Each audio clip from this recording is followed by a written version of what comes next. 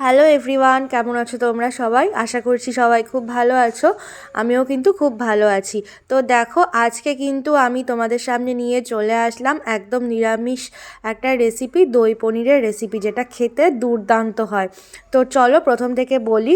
পনিরটা কিন্তু আমি হালকা সাদা তেল আর একটু মাখন দিয়ে প্রথমে ভেজে রেখেছিলাম।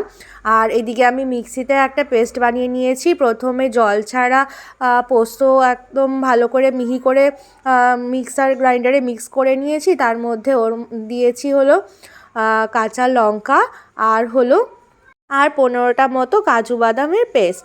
তো তৈরি করা হয়ে গেল। এবার আমি কড়াইতে দিয়ে ওগুলো ভালো করে, দেখো, সাদা তেল আরেকটু অ্যাড করে ভালো করে মশলাটা কষিয়ে নিচ্ছি। মশলাটা যখন প্রায় কষে এসছে, দেখো, তখন আমি অ্যাড করে দিচ্ছি এর মধ্যে টক দই।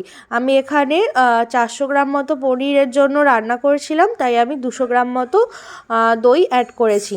তো এই দেখো, দইটা ভালো করে অ্যাড করা হয়ে গেছে। আর যখন একটু জলটা ছেড়ে দেবে মশলা থেকে, তখন দইয়ের বাটির যে দইটা লেগে আছে তাতে একটু জল মিশিয়ে ওই জল বাটিটা আবার আমরা মশলার মধ্যে দিয়ে দেব। তারপরে দেখো, মশলাটা আমরা ভালো করে একদম কষিয়ে নেব। এরপরে যখন মশলাটা ভালো করে কষানো হয়ে যাবে, যখন মশলাটা তেল ছেড়ে দেবে, তখন আমরা আবার ওর মধ্যে কিছুটা জল দিয়ে পরিমাণ মতো নুন আর মিষ্টি দেব। দিয়ে আমরা তার মধ্যে এই দেখো পনিরগুলো এভাবে দিয়ে দেব। পনিরগুলো দেওয়া হয়ে গেলে আমরা এখানে কয়েকটা চিলি ফ্লেক্স দিয়ে দেব।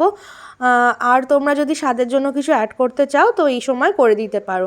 তো দেখো, পনিরগুলো আস্তে আস্তে আমি ভালো করে দিয়ে দিচ্ছি এখানে। পনিরগুলো দেওয়া হয়ে গেলে আমি এটাকে ঢেকে রেখে দেব ওই ধরো 10 মিনিট মতো।